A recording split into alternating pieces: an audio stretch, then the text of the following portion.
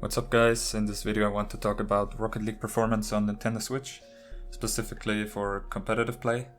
And now what I mean by that is that this is not about the frames or visual quality, those are things that are just fine on the Switch. Instead I want to focus on latency, input lag, and the feel you get if you play Rocket League on the Switch. Now I've played Rocket League for 2 years on PC and recently also hit Grand Champ, so I think I'm in a good position to judge on this topic. My PC has got very decent specs and I play with a high refresh rate monitor to get the least amount of latency and maximum performance. Now obviously the Switch isn't built to match the performance of a PC, but that's not really the point of this video. The point of this video is to find out if you can become a decent player and keep improving if you play on the Nintendo Switch. Now, a quick heads up before I continue, the graphics preset that I chose to test all of this and that you should be using if you use the Switch to play Rocket League is performance. You should absolutely use that because else you're not gonna get 60 FPS. So if you're using Joy-Cons, no matter if attached to the console or not, you're gonna get a small amount of input lag. Well, you can get used to the input lag. The more difficult thing is going to be to adjust to the joysticks. The joysticks of the Joy-Cons are very small, especially in comparison to the more popular controllers like the Xbox One or the PS4 controller.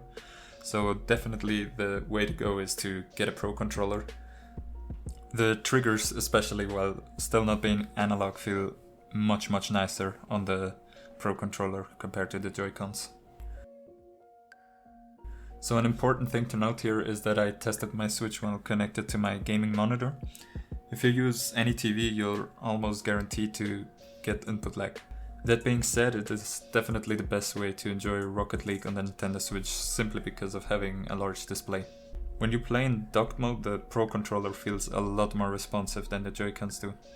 Either way, I recommend using a Pro controller for Rocket League, no matter if you have the Switch connected to a monitor or not. So as I've mentioned earlier, the Pro controller is definitely the way to go. I've tested Rocket League on the Switch for about 2 hours with the Pro controller, about an hour in free play and an hour in casual play, some doubles. You can definitely feel that there's some amount of input lag, however it is actually very small and very much impressive for the console. I found that while dribbling I generally used a lot more boost when playing on the Switch compared to the PC. Apart from that, I was able to adjust to the Switch just fine.